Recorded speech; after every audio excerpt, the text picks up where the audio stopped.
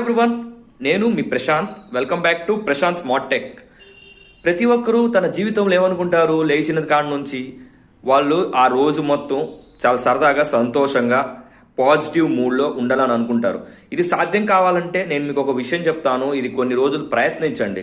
ప్రయత్నించిన తర్వాత దాని యొక్క రిజల్ట్ ఎలా ఉందో మీరే గమనించండి. ఒకవేళ మీకు అది సెట్ కాకపోతే మీరు పాటించకండి, కానీ ఎలా ఉందో కమెంట్ సెక్షన్లో అయితే పెట్టండి.